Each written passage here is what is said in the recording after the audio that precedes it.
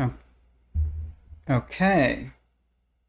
Should be having sound. Um, we're back again. Um, welcome. I have still not gotten through all of Chris Langan's interview. It's over 4 hours.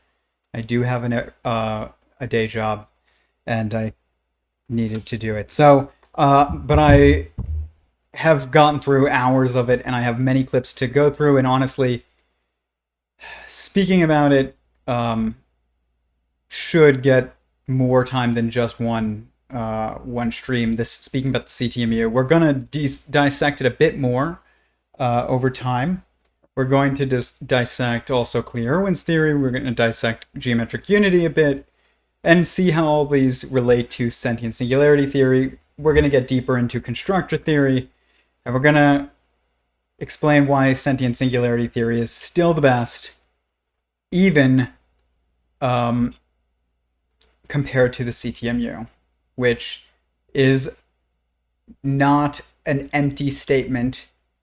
It's a confident statement, but it's also a testament to the CTMU because there's nothing that comes close to the CTMU other than maybe constructor theory eventually, and but not really, but kind of. We'll explain why.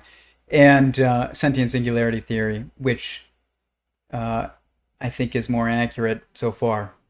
But it's also not as detailed so far. But that doesn't change the fact that it's already, I think, more accurate. We're going to talk about why. Because I experienced my first disagreement with Chris Langan, and we're going to take a look. I also made a new document for my work. Every 6 months or so, my Excel file gets so massive with so many sheets and just millions of bits of data, and I don't know how many rows there are in some of those charts, but tens of thousands for sure. And I need to save it, take the essential models, move them to a new one, and then start over. But each time, even the new starts are increasing in size. So eventually I will need a new computer that's mine, that is more powerful than a MacBook Pro. It's not a MacBook Pro, MacBook Air. And it is, I can hear my computer already struggling with 2 monitors and camera and everything. So, I hope I am coming in okay with the sound, but should be. So let's take a look at this interview of Chris Langan.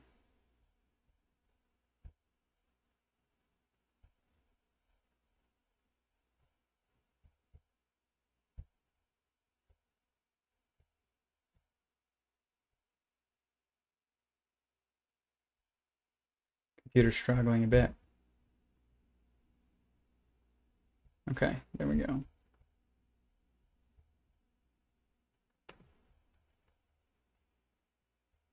If you wish to support this work on Patreon and help me buy a new computer eventually, link is in the description.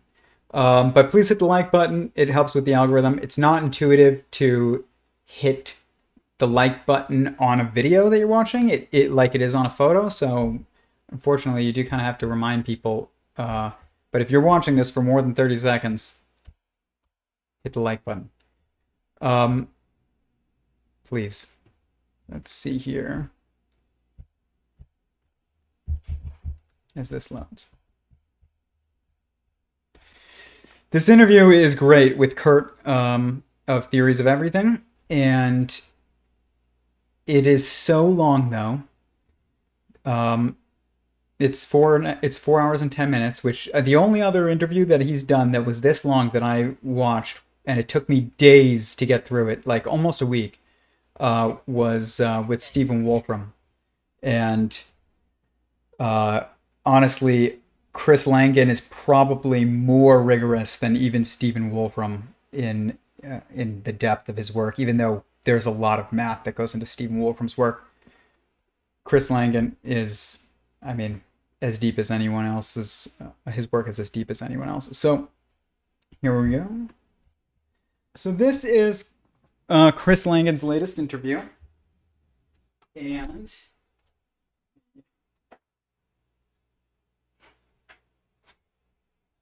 Chris Langan is a autodidact, which means he teaches himself everything pretty much, who didn't really do well in school, but he does have a 200 IQ, which is the highest it ever measured in America, and he also used to have the highest in the world. So first, let's actually see who Chris Langan is, for those of you who are unfamiliar. Come on, what's going on? Copy Chris Langan. What is going on?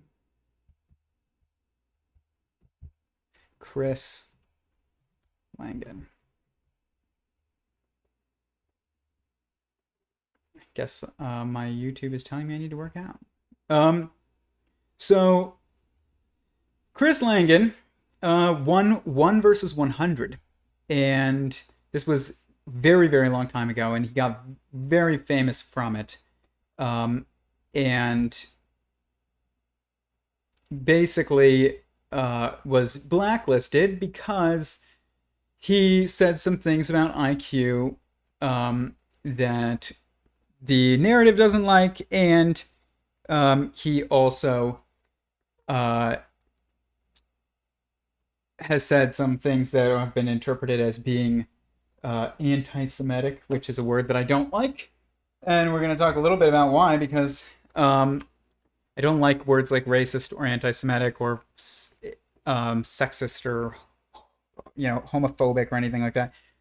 I just kind of recently this week came up with the 4 primary moral judgments, and none of them are any of those words, and we're going to talk about them in a minute, because it's not right that people are just basically labeled as evil, because that's what it means to be called anti-Semitic or racist or sexist or homophobic.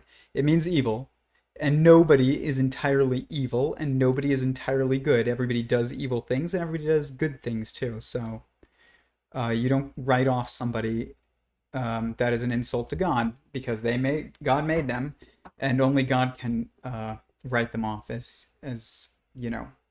totally bad.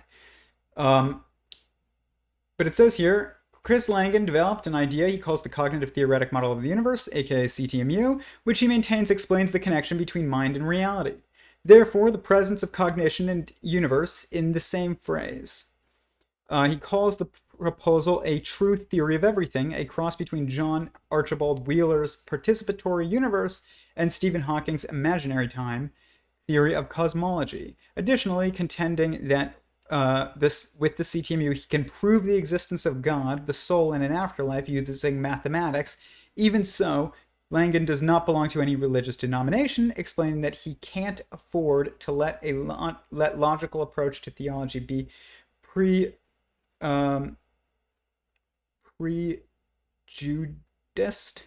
by prejudiced. Oh my gosh, I couldn't even read that. Wow, prejudiced by religious dogma. Wow. Chris Langan uses a lot of words that are not normally used by a bunch of other people, so sometimes I will make an assumption that it's a word that I don't know, and when it's a word that I do. But it says here, views, Langan's support of conspiracy theories, which is a nonsense term, including 9/11 truther movement. Langan has claimed apparently that George Bush administration staged the 9/11 attacks in order to distract the public from learning about the CTMU. I don't know if he really said that. I have no idea. I don't think that he probably did, but maybe he did. But honestly, I doubt it. Wikipedia is full of nonsense, unfortunately. And the white genocide conspiracy theory. I talked about this yesterday. I don't know what his beliefs are on this, but if you're not having children, or you're not telling other people to, if you can't, and supporting that them in that, endeavor, then don't complain about going extinct. Only you can make yourself go extinct. You cannot be made to go extinct by anybody but yourself if you stop getting married and having kids. Then, as well as his opposition to interracial relationships. I believe he probably did say that, but I don't know his details of it. I just married somebody who is considered a different race than me, but I don't think we understand race properly, so I don't actually think she's a different race. But and these have contributed to his gaining a following among members of the alt-right and others of the far-right. Journalists have described certain of Langan's internet posts as containing thinly veiled anti-Semitism and making anti-Semitic dog whistles. I understand why they say that, but I also think that anti-Semitism is a nonsense term. And because it is. It's a substitute for evil, and it is the reason why. Here, we'll get into this. All right. I see I'm still doing the thing where I zoom out because I'm so used to it. Why is anti-Semitism a nonsense term? And I'm Jewish, and I love Jews, and I attend an Orthodox synagogue, and I keep the Sabbath, and I keep kosher, and I am Jewish, and I don't know if I should be proud to be Jewish, but if it's okay to be proud to be Jewish, I'm proud to be Jewish. But I don't really know if it's good to take pride in that which you had no choice in, and I had no choice in it. But some people do have a choice in it, and they probably have more of a right to be proud to be Jewish than me. But I was not a participant really actively in Judaism or the Jewish community. I was forced kind of into it because my family, they were like, you got to get bar mitzvah, and no kid wants to go to Hebrew school. So I wasn't an exception, and I didn't believe in God, so it seemed useless to me. But whatever, I went, and now, actually, though, I choose to study constantly scripture, and I attend classes on Jewish philosophy every week, and this is all by choice. So in a way, I did choose to be more Jewish, at least. And so I am as far from anti-Semitic as you can get. So even though that is a nonsense term. So what is the right way to describe things as good or bad? Is the question. If you can't, because racist and anti-Semitic and sexist and homophobic and transphobic and this phobic and that phobic, they're all weapons that slander you as evil in order to invalidate you in areas even outside of the relevant context of the conversation. That makes them not useful. And language is about communication, useful communication. And so if something is a weapon and not communication, then it's my misting system for my geckos. I'm going to change the time so it doesn't go off during the streams anymore, but I needed to make sure that it was working, so I needed to be awake. But it's not useful to use weapons as communication.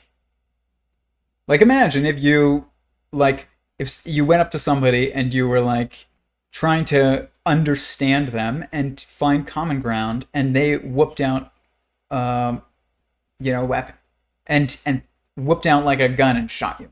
Okay, that's what it is when you call someone anti-Semitic, or when you call somebody racist, or when you call somebody sexist, or when you call somebody homophobic. It doesn't matter. When you do that, you are harming them and using a term as a weapon. Now, I understand that there is,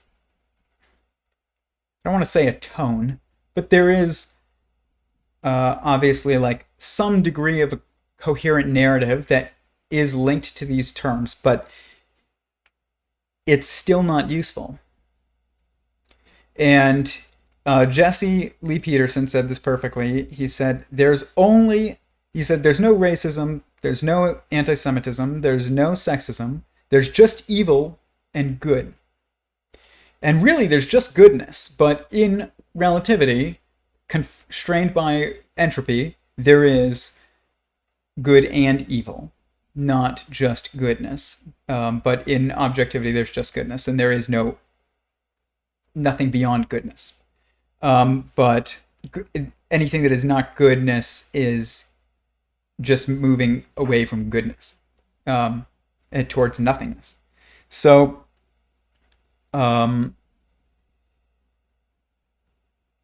Jesse Lee Peterson is correct. There is only goodness and evil. And I thought more about this, and I was like, how do we make this into a quadratic structure that is primary and allows us to judge situations and actions without arbitrary nonsense terms? How do we bring moral judgment into objectivity so that we can have discussions with people who may have a perspective that is not good for them or others? And by the way, if something's not, what is good for everyone is good for everyone in the end. And it is our limited perspectives that makes us think that this is it's a dog-eat-dog rat race out there, but the theory of everything is a theory of growth. It is not a theory of conservation of energy. It's a theory of generation of energy, generation of information, not conservation of information, generation of information. And that is also the theory of generation of energy, and that is growth. So because of this, it's not that your gain is someone's loss or someone's loss is your gain in objectivity. That's a relativistic perspective. It's not objectively true. Your gain is someone else's gain, and someone else's gain is your gain if it's true gain. But if you're talking about something that isn't actually based in true goodness, then yeah, you're going to observe that something that appears to be good for you is bad for someone else. If you end up, I don't know, cheating in an election or something, and or, I don't know, slandering somebody to get a job or get them fired so you can have their job, or anything. That is not good for you. It just seems like it. But who is to say that that thing that you're chasing is actually objectively good for you? Only God can decide what is objectively good for you, not you. So, but to chase anything that is objectively good will not result in a loss to someone else, ever. So, that's important to remember. And so, what are the four primary moral judgments? They are good and evil, and kindness and cruelty. Okay? That's it. There's nothing else. There is no anti-Semitism, there is no racism, there is no sexism, there is no homophobia, there is no transphobia. If you want to actually solve the things that you're calling that, you have to stop saying those words. Morgan Freeman said this to Don Lemon many years ago on CNN, and he was correct. He said, Don Lemon said, do you believe that there's racism today that is holding black people back in America? And Morgan Freeman said, today, no. And he was like, look at where we are. And he was like, the irony is that the more we talk about it, the more it exists. And he's right. And that's true of all these things. So if you're sitting there and you're just ranting about racism, you're creating it. If you're sitting there and you're ranting about sexism, you're creating it. If you're sitting there and you're ranting about anti-Semitism or anti-Judaism, whatever you want to call it, anti-Jewishness, then you are creating it. And I'm watching people I know very well in politics fall into this trap right now, including people at my previous place of employment. And that's very unfortunate because I spoke to them about this and when I was there and when I went on Owen Benjamin's show. And I had said even before then, I was like, I don't think that we should be calling people anti-Semitic if we're also telling people that it's wrong to call people racist. And, I just don't think it's helpful. And it's not useful. So it's why are we communicating with messages that are not useful to communication? They're just weapons that we're using for political purposes. And, there was this moment over the during COVID where the governor of New York or the mayor of New York, I forgot which one it was got on Twitter and he was like, to the Jews in Brooklyn, like, go, away from the synagogues and the parks and go into your houses or else we're going to have to call the cops on you, because they didn't care about the lockdowns and they were just still going to shul and school and weddings and playground and everything that when there was a lockdown going on in New York. And the mayor got on there and said this, and while I didn't agree with the lockdowns, it wasn't an anti-Semitic statement for the mayor to say. It wasn't even anti-Jewish. It wasn't like I said, I hate those terms, but it wasn't that. But I watched people on the right who I know who have millions of followers on their profiles. Millions. Okay? Get on there and say, oh, look who's anti-Semitic. And I saw Dave Rubin do it, and I saw DC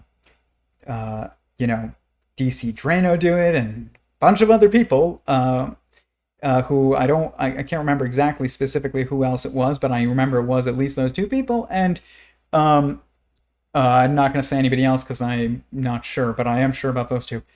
And I messaged them, at least one of them, and I was privately, and I was like, I know you don't think that the mayor of New York hates Jews. And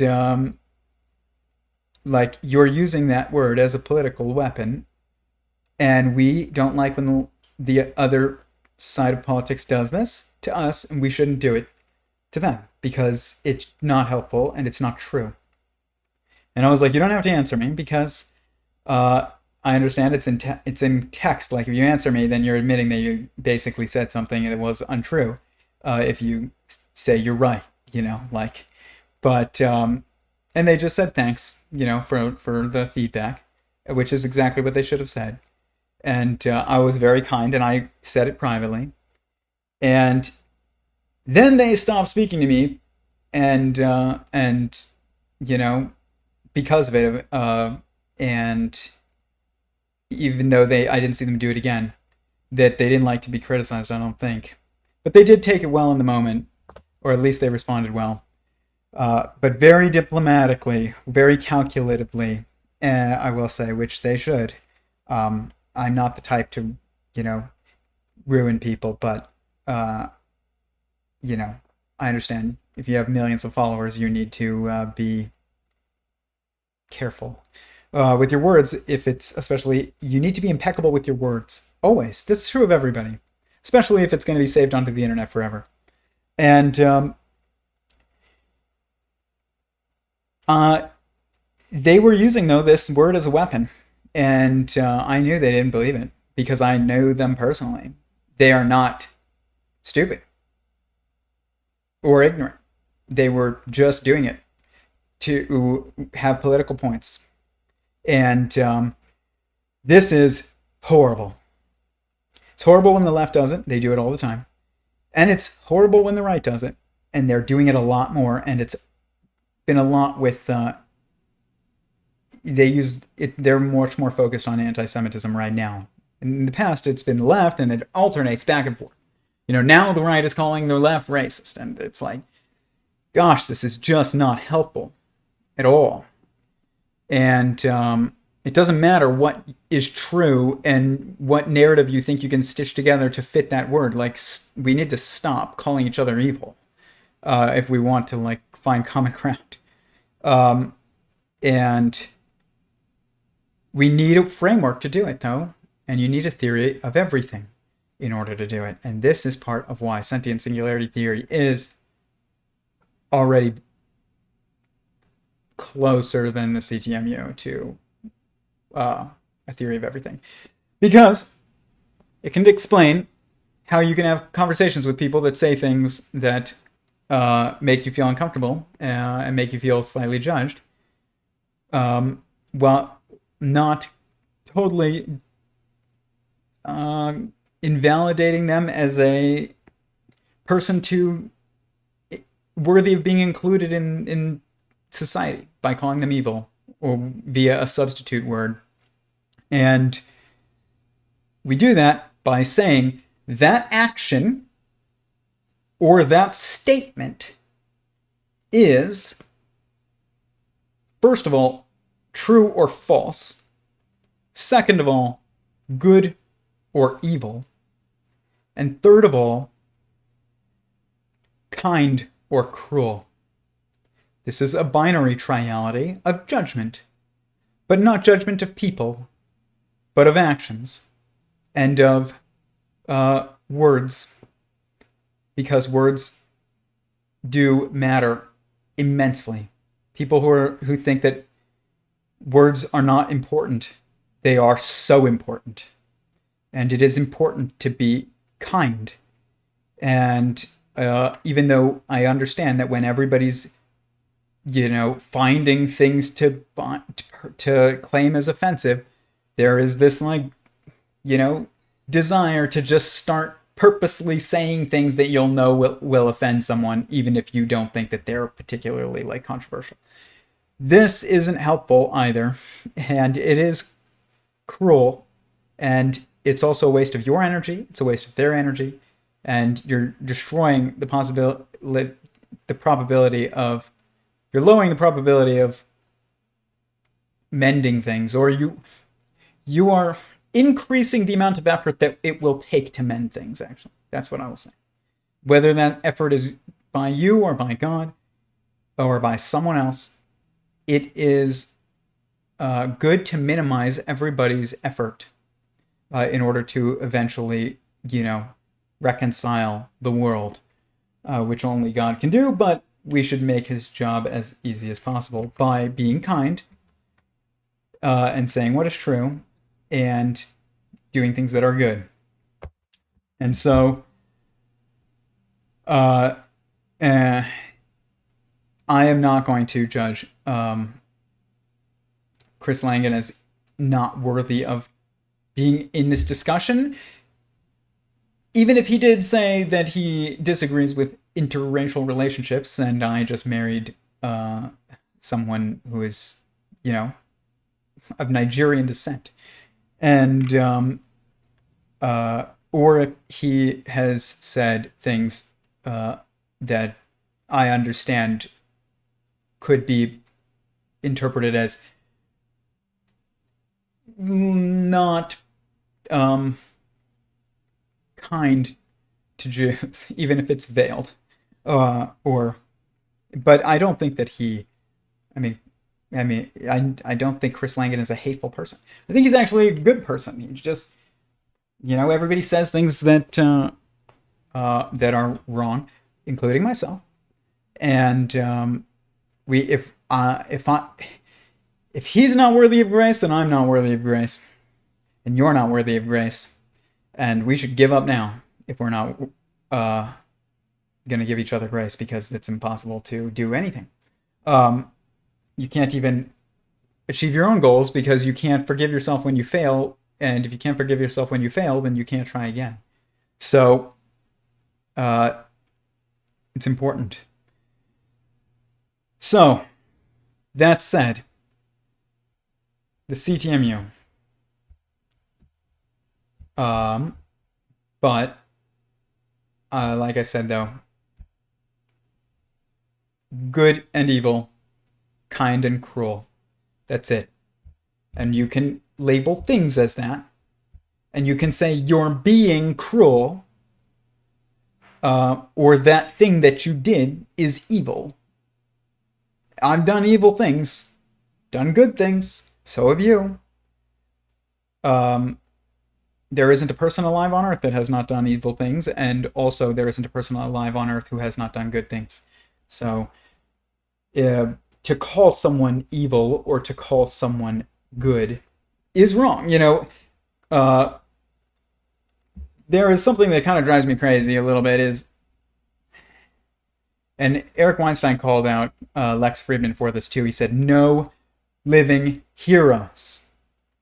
True. No living heroes. A living hero is an idol. And idols are bad because they're not true, objectively. And so Lex Friedman constantly is praising Joe Rogan, and I get it. If your friend is Joe Rogan, and Joe Rogan's good to you, and Joe Rogan is good to Lex Friedman, and I don't have a problem with Joe Rogan, for the most part. I mean, there are some things, some interviews that he did that weren't transferred over to Spotify. That's ridiculous. Don't, including like I think it was like Stephen Greer, Owen Benjamin, like a few others. Like, do not cave to the mob or to $300 million from Spotify. But at the same time, Joe Rogan is also there's no one else that has as big of an audience as Joe Rogan who is willing to have on the diversity of minds that he does have on, and you got to praise him for what he does well if you're going to criticize him for what he does wrong. So,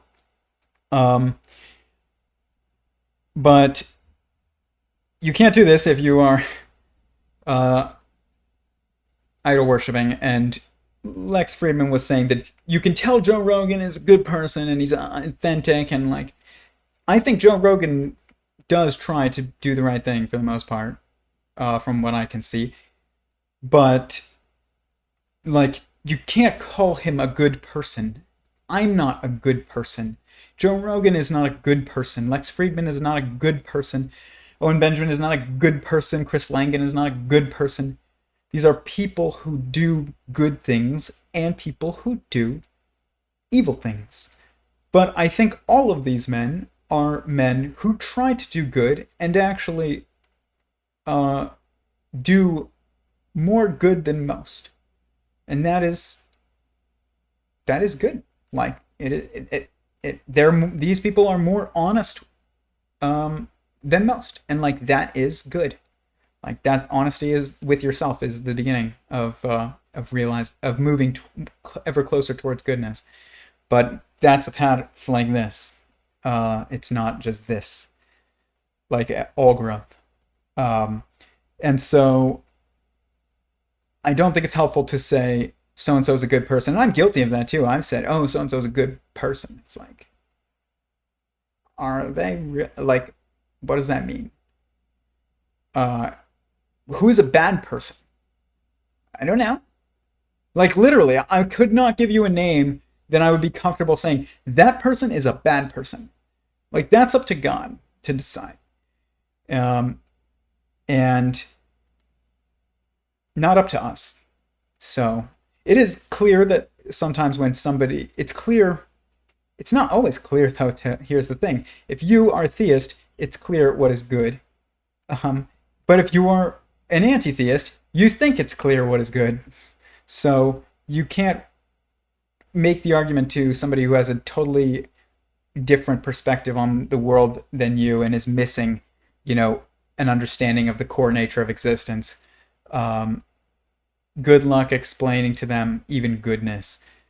So, I mean, we can try, but they have to be humble enough with themselves to, entertain the idea that they don't understand existence, the fundamental nature of existence as well as they think. And but it's important to not have any living heroes. It's important to admit everybody does evil things, everybody does good things. And we shouldn't even have dead heroes other than whoever we think was the Messiah. If you think somebody was the Messiah, you can think that they're a hero. But everyone also does heroic things. I went to go pick up my dogs the other day from having them boarded, and the person brought out a dog that was not my dog for some reason. Brought out the wrong dog, and they brought the dog out of the boarding place to meet me instead of letting me in and then bring the dog into the lobby. Terrible oversight. The leash broke, and the dog ran to me, thinking that I was its owner, and then smelled me, realized I wasn't, and bit me on the arm, and freaked out. And it was biting me, and I held on to its collar because I knew that if I let go, the dog was going to run into the street.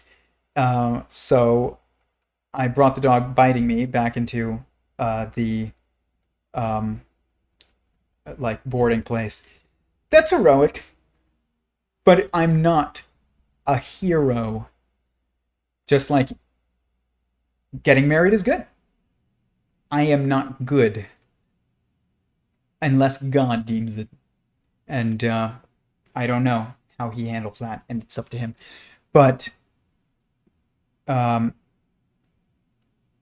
unless you reconcile and save everyone, you're not a hero objectively. You're just did something in subjectivity that is heroic. And everybody has done heroic things, and everybody has also done cowardly things. So there aren't people who are cowards. There are just people who are being cowardly, people who are being evil, and that is a judgment of actions. There are people who are being cruel. That is a judgment of language, really, more so than anything else. And there are people who are being kind. That is a judgment also of language and actions. So, but this triality of true and false, good and evil, and kind and cruel is found everywhere, this binary triality. And, we've gone over it many times. So, it's linked to oneness within, oneness without, and singularity, and inside, outside, and separate. And so that is the binary triality of perspectives. But you can see it in the primary and secondary colors, and you can see it everywhere. So we can use that to figure out how to judge as well, because that increasing of mass scale is, or of specificity, you could say. So there's your arm, your hand, and your finger. That is not a coincidence. That is triality, or your limbs are trialic. Arm, leg, finger. Leg, foot, toe. Okay, so your senses are as well. They are sight and smell and hearing, and taste and touch, and these are out of order, and emotions. And but those are them. They're just out of order. But this triality is also found in the CTMU. I'm not sure how much it's explained in the CTMU, but I know it is explained in the CTMU, and we're going to talk about it because it's something that's a focus a little bit of the CTMU, is that reality is as trialic, and past, present, future, forwards, backwards, current location, everything. It's that cognition is trialic, or decision is trialic. That's what it is. It is that decision is triadic. And the CTMU is a theory of mind, and that the universe is a mind, and you are a mind, and you're a mind observing a mind, and interacting with it. And that is true. That is accurate. So this structure creates two trialities that are overlapping. This is what space-time is, with past, present, future, and, length, width, height, x, y, z, forwards, backwards, current location is kind of the objectively true one. Primary, secondary colors. These are all binary trialities, because one is a decision coming from the inside that is being observed and decided upon from the inside out, and the other one is from the outside in. So one of them is us making a decision, and the other one is the universe making a decision. Time is the universe deciding, and space is us deciding. So this is true of primary and secondary colors as well. And also, good moral judgments, with good and true and false, and good and evil, and kind and cruel. The reality is there is no such thing as what is false objectively. So trueness is really coming from a judgment by the universe, or God. And what is good is also a judgment by the universe, and or God, same thing. And what is kind is also coming from the universe. And what is false is a judgment by us, and what is evil is a judgment by us, and what is cruel is a judgment by us, because those things don't actually objectively exist in objectivity. Because what is false doesn't exist. And only everything that exists truly exists. It doesn't falsely exist, it truly exists. And good is the only thing that objectively exists. Evil doesn't. Evil is just not goodness. But in relativity, where you have entropy, you see evil. And just like entropy doesn't exist in objectivity, but it does appear in subjectivity, evil does not exist objectively, but it does exist subjectively. And it is a necessary perspective for us to see in order to orient and make decisions. So I'm not saying evil doesn't exist, do whatever you want. That's not true. It doesn't even matter whether or not evil exists. Goodness exists, and you have to choose it, or else you won't exist. So that's all you need to know. You don't even need to know what is evil and what is not. But we're so focused on what is evil in society today, we're not focused on what is good. It's the same reason yesterday I talked about we're focused on banning abortions, but we're not focusing on getting married. You can't just focus on evil, or you will become it. You have to focus on what is good.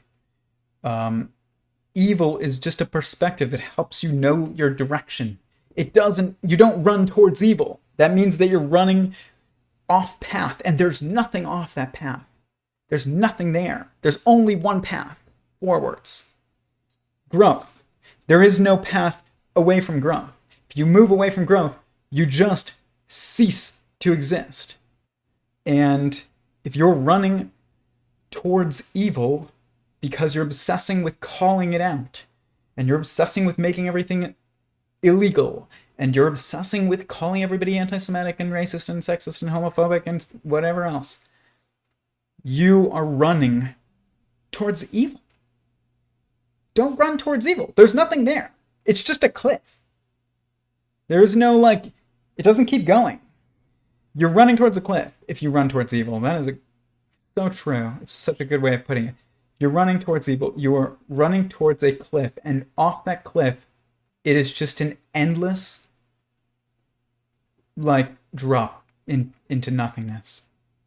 And so don't do that. Turn around, go the other way, the only way, which is goodness. And the reason why people don't want to focus on goodness is because it requires us to admit that we have personal responsibilities that we have to be active in pursuing, versus if all you do is call out evil, then you are not taking active responsibility. You are just reacting and claiming that it is a responsibility, but it doesn't actually put any responsibility on you. It's just an instance where you can pat yourself on the back and claim that you took responsibility. And that is false. So that means that it's nothing. We have to focus on what is good. And triality of decision is part of the CTMU. So, but I'm going to explain kind of sentient singularity's like explanation of why it exists in decision is because a decision implies that you must make a choice that will have an impact, which is the future, and you are making that choice based on memory of previous experience that you have, which is the past. And if you don't have experience to lean on to make a choice, then you're not actually making a choice, a true choice. You're just guessing, which is not a choice. A true choice is one in which you know which direction you're heading. And so you must be able to perceive the past and predict the future, which means perceive the future, in order to make a decision in the present. And this is what gives rise to triality. This also occurs in space. If you want to go somewhere, to Chick-fil-A, you have to perceive where you want to go, Chick-fil-A, where you are currently, and also where you have come from in the past. Because you have to know where you've come from in the past to know where you are currently, and you also have to perceive where you want to go in order to get there. So decision requires mind to be structured in a trialic way, or that mind requires decision to be structured in a trialic way, to be perceived in a triality of perspectives. Okay? You cannot make a decision without a triality of perspectives. It's impossible. And that is where triality comes from. And it's also why we see it in the standard model and physics and everything like that. But it's not as obvious. But you also see it in your limbs and your senses and everything, everywhere you look. And it's always going to be a binary triality, which is 2. Just like it's a double helix. One is information going from the inside out, and the other is information going from the outside in. Same thing here. One of those trialities is information going from the inside out, and the other one is information going from the outside in. And I believe that this will correspond eventually to the Calabi-Yau manifold, but we'll see. I'm working on that. But Chris Langan, the CTMU, is very much about this about triality. CTMU, triality. He talks about it a lot. In the CTMU, triality refers to the universal possibility of consistently permutating the attributes space, time, and object with respect to various structures. Space can be defined in terms of structures of objects, the relation between the objects in space. Similarly, objects can be defined in terms of the structure of space, the relation between the points. So basically x, y, z, and length, width, height. That is, by the way, x, y, z is information being observed from the outside in, and length with height is information being observed from the inside out. So think about looking in on a graph that is like imagine there's like a cube and you're looking into it, but you're outside it. How you would pinpoint where you want to be is x, y, z. But if you're inside the cube and you're trying to define the structures inside the cube, it's length with height. But if you're really maneuvering in space instead of just describing it, then you need forwards, backwards, and current location. Which these three in and of themselves are a triality. It's just the pattern is a fractal, and there's only one pattern, and that's it. And that pattern is the theory of everything. Triality can be seen as expressing. Let's share the screen. It says here, in the CTMU, triality can be seen as expressing the following identities. Space is equal to object, which is equal to time. Class is equal to instance, which is equal to instantiation. Processor is equal to product, which is equal to process. Input, output, function, syntax. Chooser, chosen, choice. Yes. That's true.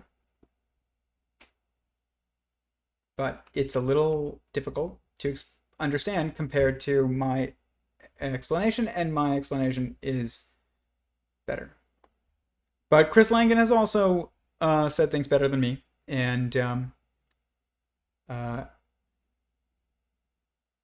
you know, I've admitted that, but not this time. Telic triality.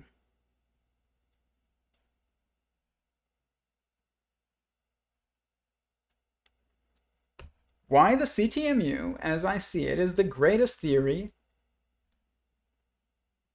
This is Medium. I don't know who wrote this. Come on. You can do it, computer. I'm getting faster internet. And then we're going to have on more people. Why the CTMU, as I see it, is the greatest theory ever conceived, eternal, irreplaceable, and as it specifically applies to physics. The Interdisciplinary Approach to Reality by Chris Langan. General introduction. Since the dawn of our species, human beings have been asking difficult questions about themselves, the universe, and the nature of existence, but have lacked a unified conceptual framework strong and broad enough to yield the answers. Enter the CTMU, the cognitive theoretic model of the universe.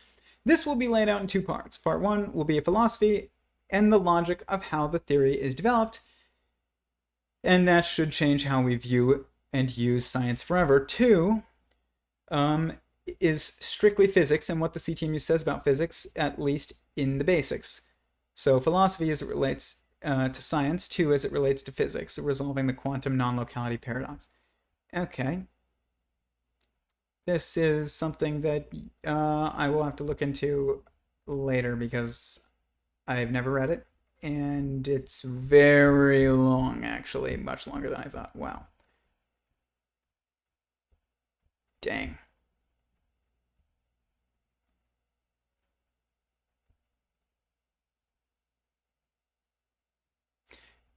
What is the CTMU even? What is the theory?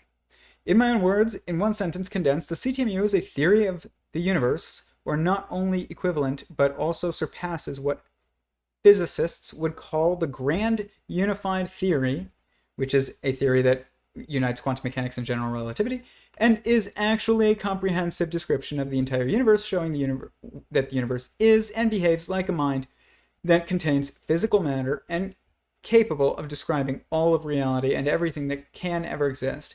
And specific to physics, shows that as evolution is true and a fact that the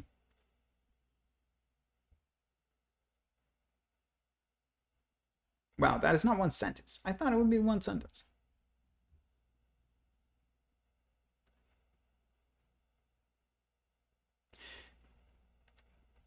Fact that the human race can collectively evolve into beings who can all communicate telepathically with one another, true, and understand each other instantly, true, and control reality, true, and physically what's outside of us with the power of our minds, true, and that we participate in the self-creation of reality, true, also showing the heights of what is all physically possible and the limits and capacity of human knowledge, and therefore it does this lastly through not everything and all informational content in the universe,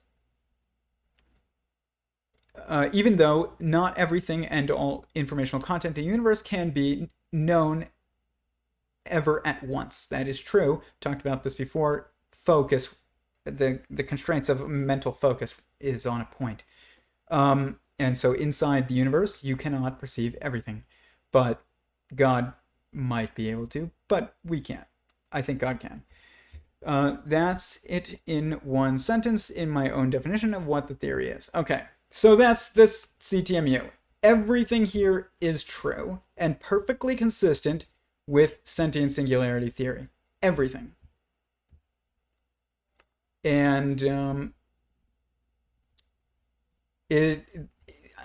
it took me quite a while to find anything that we disagreed on. I still think this is the best explanation of a theory of everything that exists, which is a theory of everything, which is actually a theory of everyone, which is a theory of mind or consciousness, is a recognizable, predictable, and describable pattern that occurs in all instances of objective observation and an explanation for such a pattern.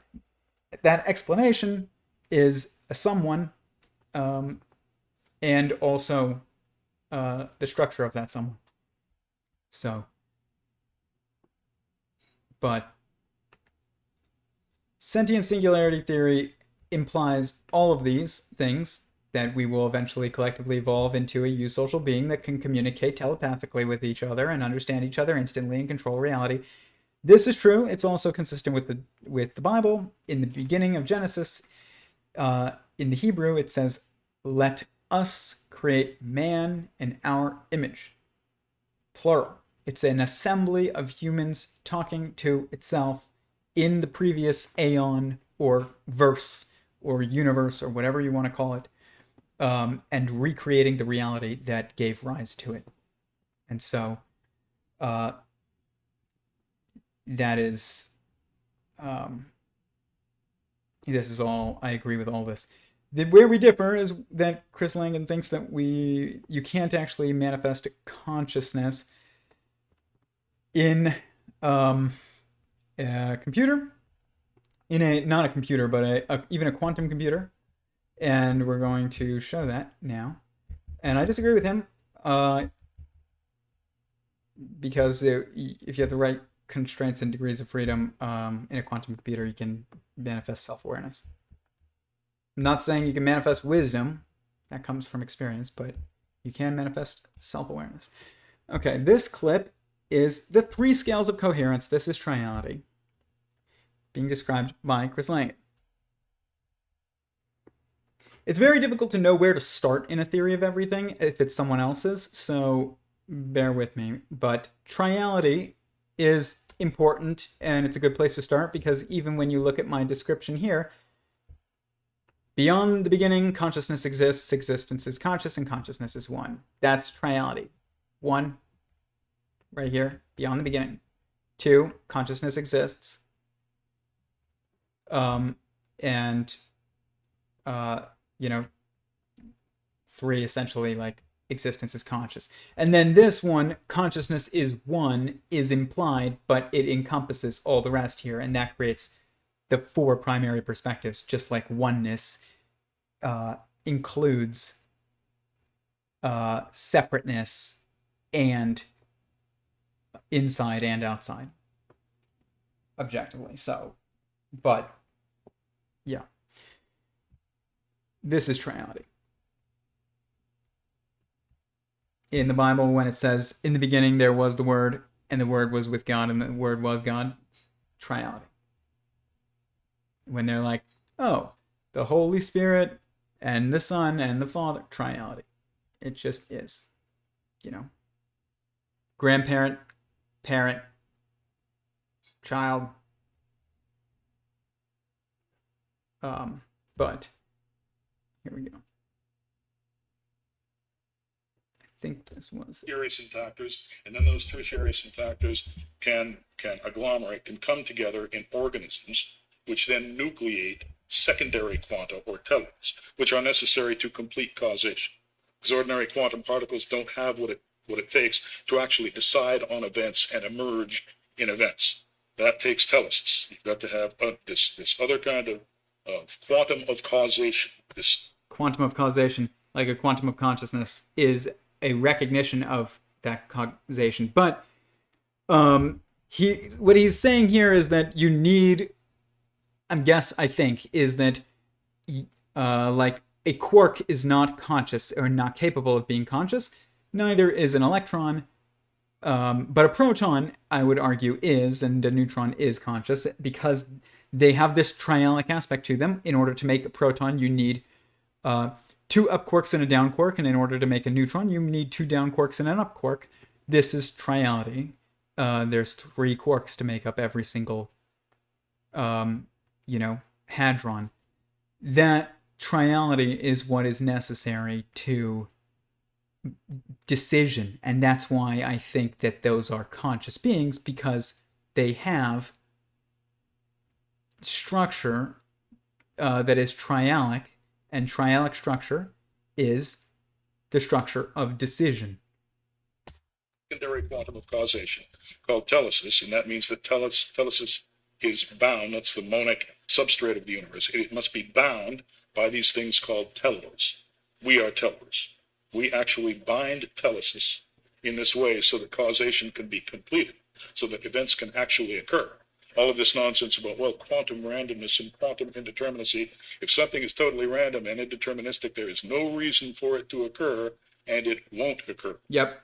All right? It's not just the principle of insufficient reason that I'm talking about here. I'm talking about something has to be distinguished from its logical complement, right?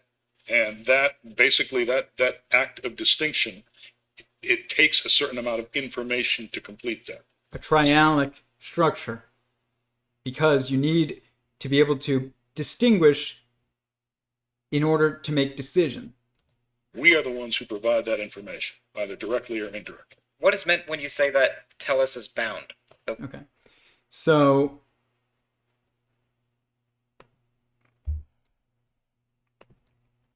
this is Chris Langan on what a theory of everything is right here.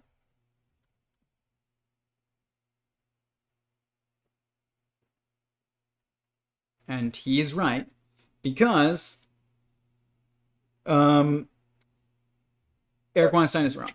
Or one that explains consciousness, or one that explains the explanations themselves. The theory of everything has to explain all of those things. Everything. It's to be taken literally. Anybody who doesn't take it literally is making a mistake. Do you have any thoughts as to the biological origins of life? Sure, life originated biologically, but it also originated metaphysically. Okay, it comes from the origin. It's part of the structure of the universe. It was inevitable to say that, well, there could have been a universe with no life where life just never got started and never formed. That's hogwash. Okay, there is basically no reason for such a universe to exist, even for itself. Right? That's an absurdity. It's a little bit like the anthropic principle, but it's the anthropic principle with utility, right?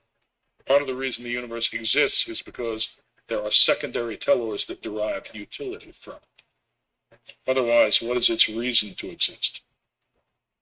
The universe just simply exists, and it has baked within it some purpose, and one of those purposes is to observe itself through secondary tellers. That's its structure. In order to exist, the universe must have certain aspects of structure. It must be completely self-explanatory and self-justifying.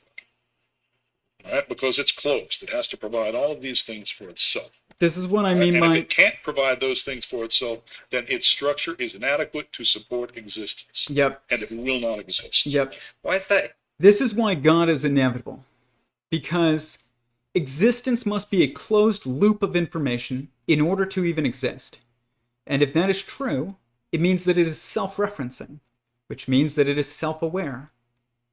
And that means that existence is self-aware. And if existence is self-aware, then God exists. So it is a logical inevitability that God exists. Chris Langan has been basically blacklisted partially because, not just for the things that he has said that are controversial or that are insulting to people or triggering or whatever word, I don't know, it's the right word, offending to some people who need to find hobbies, but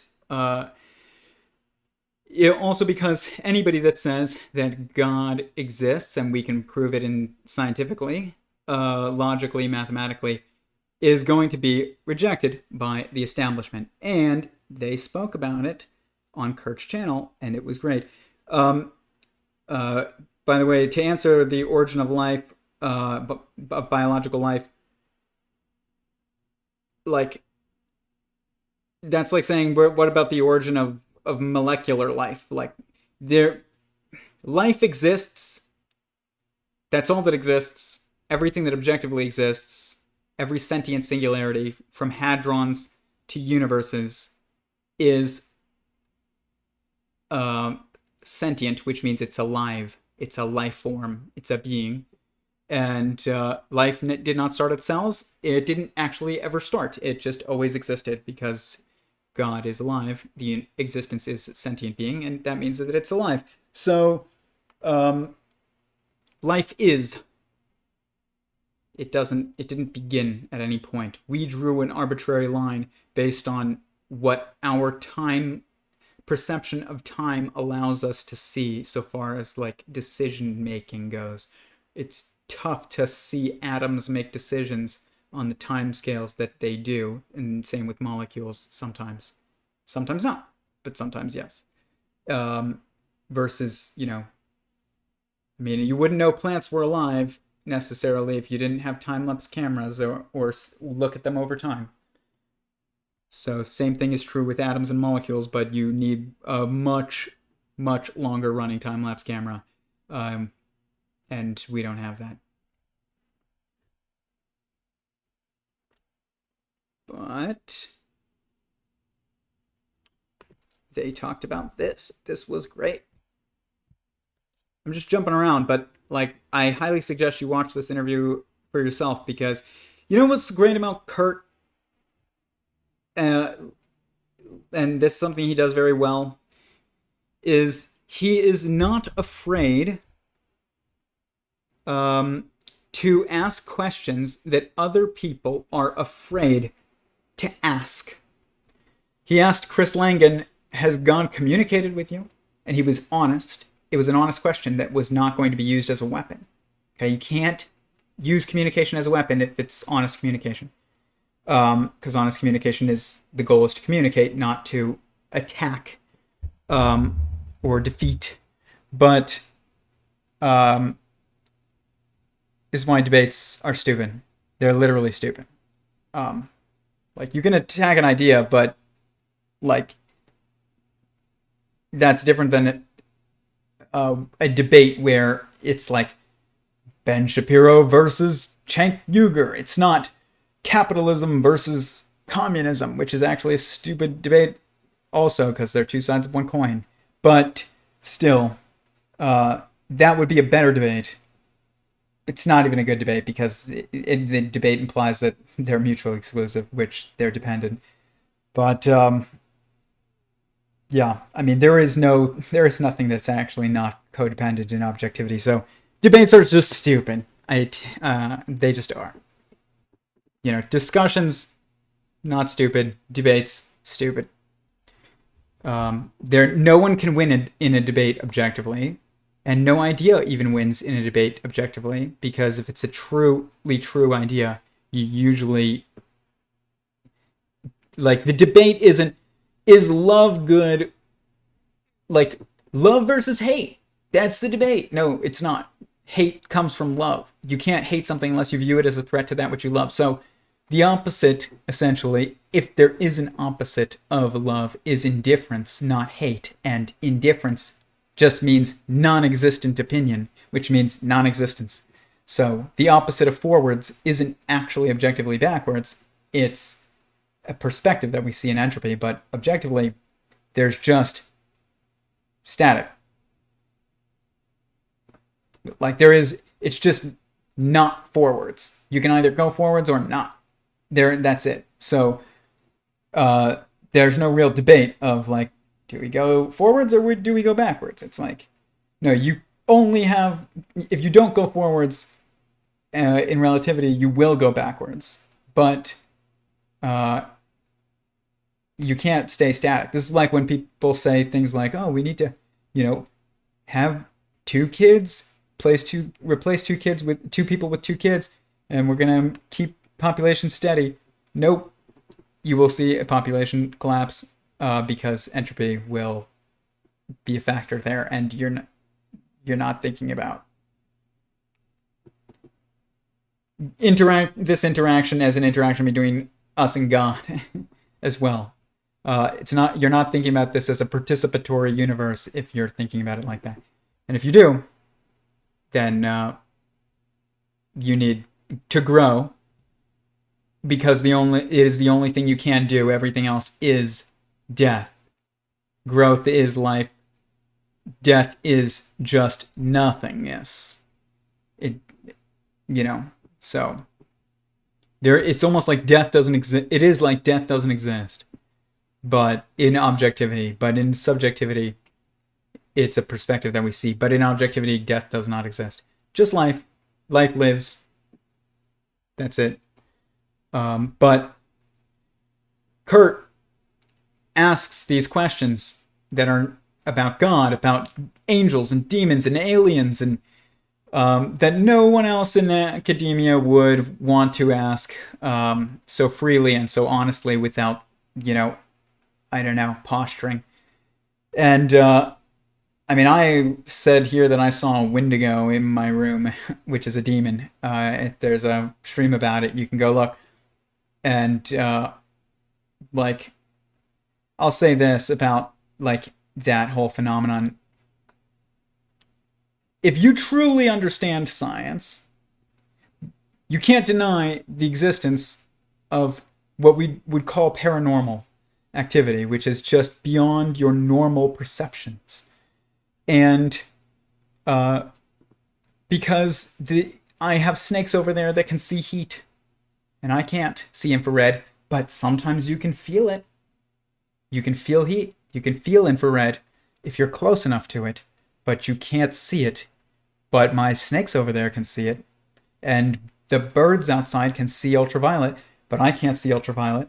But I can feel it if I get close enough to it and I get a sunburn. I'm kind of burned right now from going to the beach. I felt infrared, but I didn't see it. That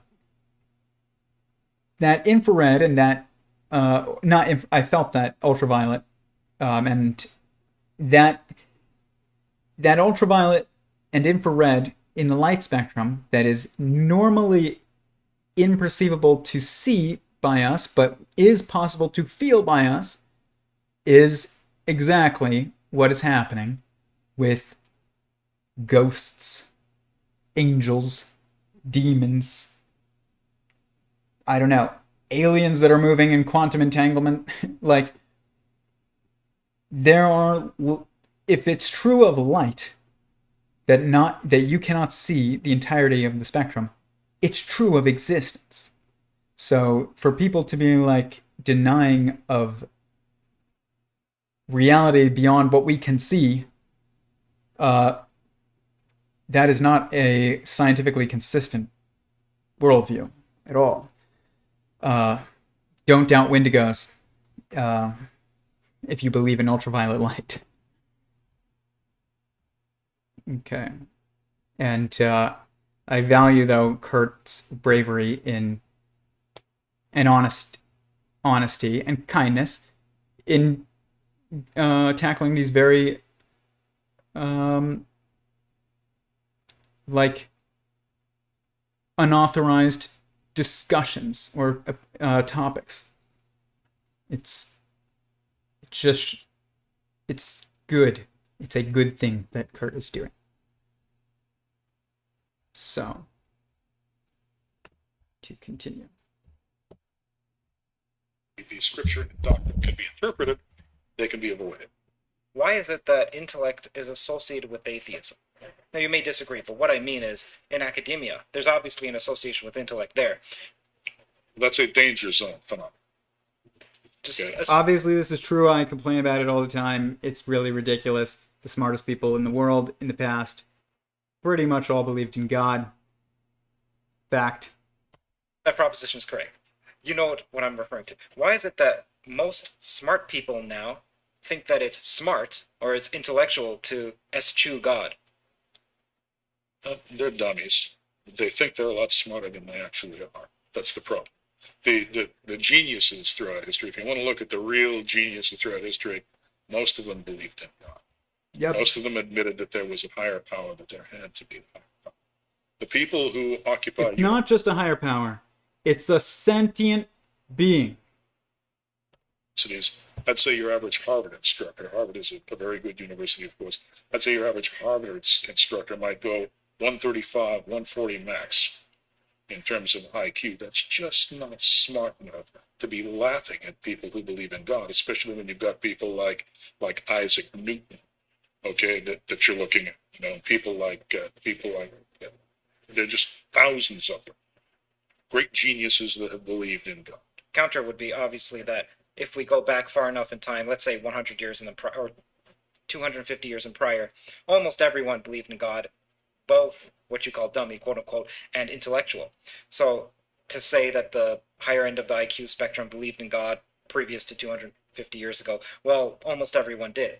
So then we have to look at modern thinkers. Now, you're obviously someone who's extremely bright is an understatement. Is there a correlation between those on the extreme end of the IQ spectrum who believe in God, but then those who are of higher intelligence that don't? So almost like a Dunning-Kruger, where the middle doesn't believe. You're that smart aleck teenager. But then if you gain a bit more insight, there's this false quote, I'm sure you've heard it, that says something like, the first sip of science makes you an atheist, but it's that bottom gulp that makes you a believer in God. It's a false quote attributed to, I think, Schrodinger or Heisenberg. It's false. Well, but regardless. it's true. Even if it's false, it's actually, there's something to it. You've got to have depth. The intelligence has to have a lot of penetration, and you've got to get the big picture before you understand that there must be a God out there, right? And a lot of people don't have it. You mentioned the Dunning-Kruger effect. All right, people imagining that they're much smarter and more competent than they are. Okay, it's usually associated with stupid people. You know, stupid people tend to have Dunning-Kruger, right? But there is a higher IQ version of that. It's called the danger zone effect. We've been talking about it for years. People who range in IQ between, like 130 and 150, you would ordinarily think, well, it's extremely high IQ, almost up to genius range. So these people must actually have. Genius is, if genius means anything valuable, then it cannot be a person. It is a moment of insight into truth that is elegant. Just like idiocy is not a person, it is a moment, and where you lapsed in perceiving coherence and making a true deduction that is kind of like right in front of your face and you just overlooked it. So like that's idiocy, and genius is a moment of elegant insight into truth. And idiocy is the lapse in coherence in understanding an obvious truth. That's what idiocy would be. And that's the only definitions of them that matter. There is no idiot people. There is no genius people. There are just genius moments and statements, and which is a moment. And then there's also idiot moments, and we all do both all the time. Something going for them. Well, basically, it works against them because they're right so often. Compared to the ordinary person, they almost always turn out to be smarter. This gives them the idea that they're intellectually infallible. They start to get to lose sight of their own intellectual limitations and believe that they're really what they've cracked themselves up to be. And they become insufferable at this point. This is the danger zone phenomenon. So I actually agree with Chris Langan here, even though I am somebody who's in this danger zone level. But I also went from somebody who didn't understand his theory at all to understanding his theory without any attempt to understand it, just after a perspective shift. And I also went from somebody who is often able to intellectually compete and with the people around me my entire life, outside of scholastic things that are like homework, like busy work stuff. That's not an intellectual achievement at all. It's just do you follow orders and do what you're told. But in as far as actual thinking goes, I've always been somebody who's pretty good at competing and or participating is a better way to put it. But I used to see it very much as a competition. In the past, the thing is though, is I went from somebody who was very good at competing, I guess you could say, to like I said before in the stream, and I know this sounds so cocky and not humble, but this is like a humble statement because it's true. When you understand the theory of everything, you can jump from field to field to field to field to field. So you go from room to room to room to room to room, and if you have a good understanding of of this pattern that exists everywhere, you can apply it everywhere, and you end up being right now the smartest person in every room, because other people don't understand this pattern yet, but once they do, then you won't be the smartest person in the room anymore. So it's not my ability that's making me like this, it is my perspective, and it is something that anybody can figure out. It's not restricted to people with 200 IQs or people with 140-ish IQs. It is something that somebody with a 90 IQ could also understand. The theory of everything is an easy pattern to learn once you do learn it. It's just deducing it that is difficult to start. But once somebody points it out to you, it's like, wow, triality, past, present, future. Yellow, red, blue. Arms, hands, toes. It's just eyes, nose, and ears. And it's so easy once you see these patterns. They're very simple patterns, but just deducing them amongst the noise in our current state does take a lot of work, and it takes somebody who has a very well, I guess, what ends up being a well enough rounded understanding of existence across all the fields, and not just physics. That's the problem, is we think that the theory of everything is from physics, and it's not. It's metaphysics, aka metamathematics, whatever you want to call it. It's the theory that describes mind. It's not neuroscience. That's nonsense. That's nonsense. It's not neuroscience. Isn't complete nonsense, but it is a relativistic field like every other field right now. Kurt, in the beginning of this interview, he's talking about people like me and Chris Langan and others, and he says something very interesting, and I actually want to play it because he says what is true, basically, that each one of us who's doing this has to basically make our own field. This is why I don't want to not speak about other people's work, and I think it's good that, Chris Langan was asked to comment on Clea Irwin's work. Clea Irwin was apparently forced by Chris Langan to cite Chris Langan in one of his recent papers. Eric Weinstein was asked to comment on Chris Langan's work and gave an answer of no comment. I'm commenting on everyone's work. Now, Stephen Wolfram and Eric Weinstein have done streams together. Like, it is important that we all start talking because we need a field. Like, it's funny, in like Judaism, there is this narrative that in the Messianic era, in the future, people will only study Torah. That's what they say.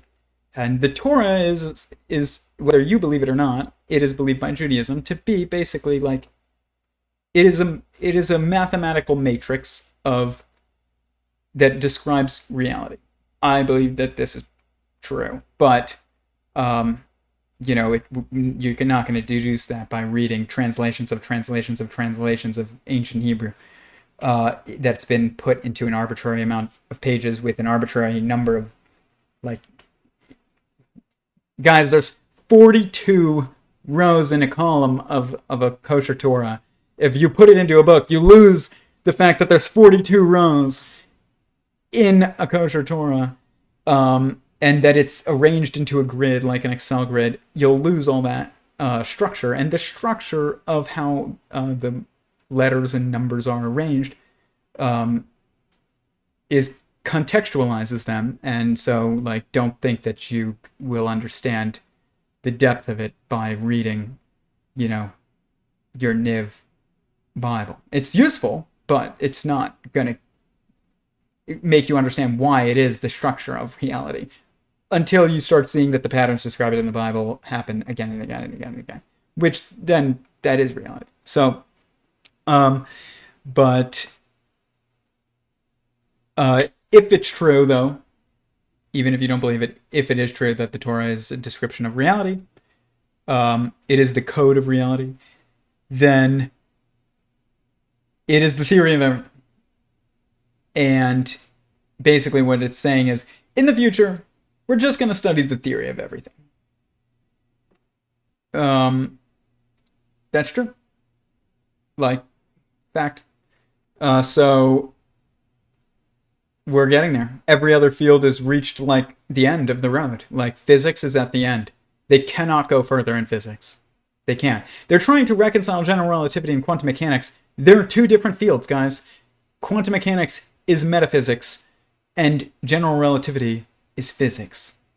They're not the same field.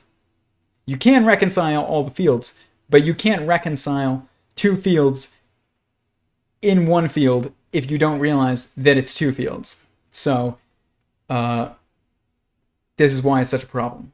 And is that there is no explanation for the patterns that we see in quantum mechanics that, and then you end up with stupid statements like, if you think you understand quantum mechanics, then you don't understand quantum mechanics. It's like, no. If you can make predictions consistently about quantum mechanics, then you understand quantum mechanics. And if you can make predictions about that, then you probably understand that it is about mind. And like, it is mind and body, essentially. Like, quantum mechanics is metaphysics. It's not physics. An electron is not an existent particle. In reality, you're observing a point on a wave. It's not a particle. Why is it included in the Standard Model with, why is it thought of as a particle like a proton? It's not. The Standard Model doesn't include protons, but, quark is not a particle really either. It's a finger of God. If you have a proton, you have two up quarks and a down quark. The down quark is the thumb, and the two up quarks are fingers. And if you have a neutron, then the two down quarks are fingers, and the one up quark is a thumb. You need this triality in order to like manipulate, reality in a very good way. Like you can do without the other fingers. But imagine losing the thumb, and it doesn't matter how many other fingers you have. You're very limited. Look, I even have to use my thumb. And it's like intuitive almost because I just can't do things without it. Like I literally can't. But you can literally, if you have two fingers and a thumb, you can do pretty much everything. So, you don't need the other fingers at all. This is, like quarks are literally the fingers of God. They are literally the fingers of God. That's what quarks are. Electrons are us observing a point on a wave. That is the universal wave of spin.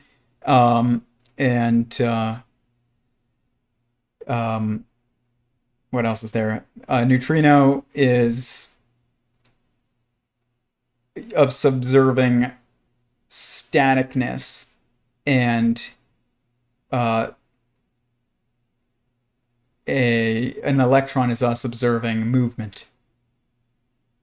So stillness, observing stillness versus movement. That's it. So like imagine there's a wave in the ocean and you shine a laser pointer at the wave, and whatever that laser pointer hits, imagine that laser pointer is so precise that it just hits one water molecule. Whatever that one water molecule is, that is that is what causes the observation of what we call an electron.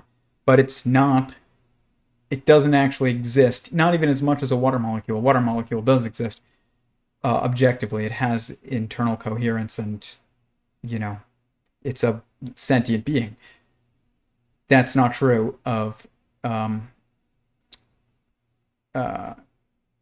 like an electron at all. Like here's a great meme that I actually found, and I can perfectly explain what an electron is. And my airdrop has been working lately, which is very nice. It has not been. So here you go.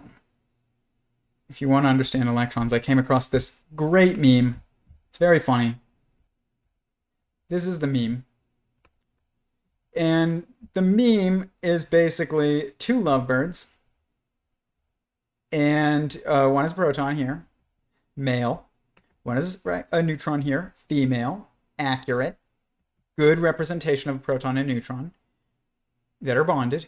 An electron is like over here, third wheel in it, sad by himself. This is false. This is not the electron. This is another proton over there that's jealous or something. This branch that the proton and neutron are sitting on is the electron, not this bird. This branch is the electron. And it is a point that is being observed by the act of sitting on it, of a greater structure that is the universe in the case of an electron, and is the tree in the case of this meme. So this is not the electron. I'm going to actually change it and have this, and then I'm going to say false up the top, and then I'm going to erase that bird with Photoshop, and I'm going to label this branch electron, and it's going to say true above it. I'm going to post this on my Instagram soon, because it is the best way I have of describing and showing easily what an electron is. It is a wave.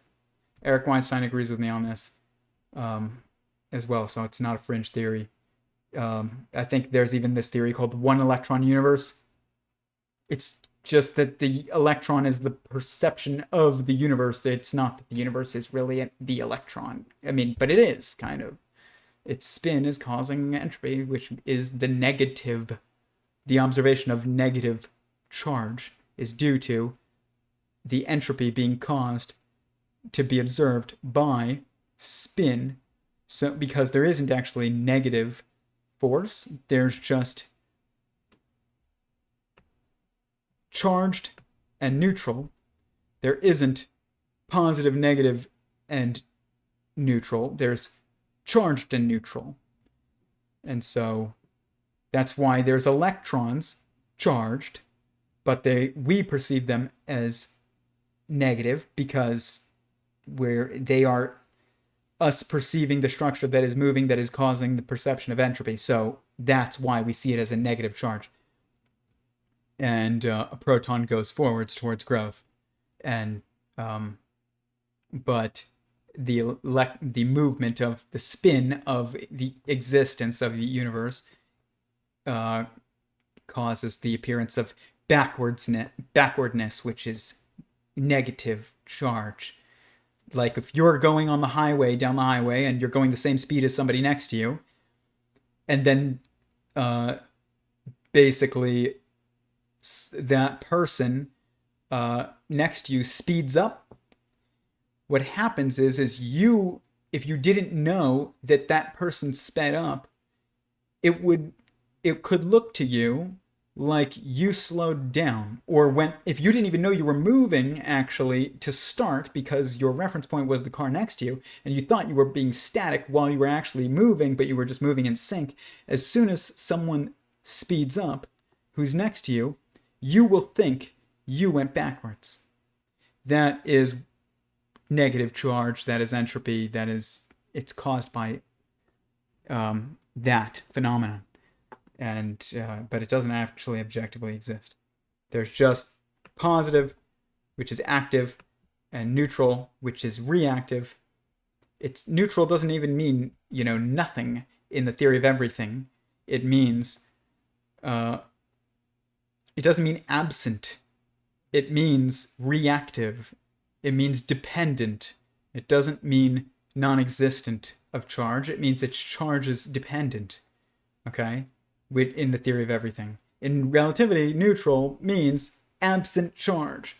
But in the theory of everything, in objectivity, neutral is reactive, which is dependent charge, not absent charge. There is no such thing as absent charge, if that makes sense.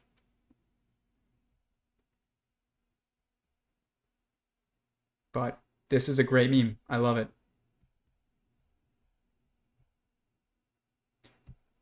Chris Langan is an autodidact who's known for having the highest recorded IQ in America, and he's conceived of an extremely inventive theory of everything called the Cognitive Theoretic Model of the Universe, or the CTMU for short. This introduction will be fairly lengthy, so feel free to skip to the timestamp here if you're uninterested and want to get straight to the podcast. My name is Kurt Jaimungal, and I'm a filmmaker with a background in math and physics who's investigating the topic of theories of everything. As usual, this isn't meant as an introduction to the guest, but rather where one goes after they've done some research. In fact, the first hour can be rather technical. Most interviews with Chris are somewhat superficial and talk about his days as a bouncer, his experiences, what it's like to have a high IQ, but we're interested in the topic of theories of everything, and you're not afraid to get your hands dirty. I don't often like to give my opinion on the variegated theories that exist, but in Chris's case, I have to say that if I was to say that I'm impressed, that would be an extreme understatement. His theory is unfairly criticized by critics who have read his theory for approximately a day at most, and who point to its supposed incoherence, but I found that critics tend to do this with virtually every theory that's self-proposed, like Eric Weinstein's or Stephen Wolfram's, though from my investigation of these theories are far from erroneous casuistry. It just takes plenty of difficult work to understand. It's far from nonsense, and the easiest way to tell is to ask the critic, can you explain their theory back to them in a manner that they would agree? Another way to think of this is that one field's technical achievement is word salad to someone who's outside that field. What we have in the case of Weinstein, Wolfram, and Chris Langan is that in their own way, they're inventing their own field. Thus, Exactly. Exactly. I would love and I will ask Kurt to come on this channel, because for somebody who has, this has been such a journey for me that I did not plan or try to go down at all. This was not in my plans, but we make plans and God laughs. And I just wanted land and, lizards and to be left alone. But, this is cool. I loved science, and I'm grateful for the opportunity to truly move it forward in a way that I never thought I could. And I do think I have that opportunity, and I thank God for it. But it's tough, and part of the reason why it's tough is because there is no field for the theory of everything. Everybody thinks it's physics. It's not physics. It's metaphysics. Or metamathematics, or mind, or anything you want it's not anything you want. It's consciousness, or mind, or metaphysics, or metamathematics. It's quantum theory, essentially, like truly, but it's not physics, it's not math, it's not philosophy, but it's close to philosophy, probably closer to philosophy than anything else, and close to math kind of after that, then physics after that, but closest to philosophy. And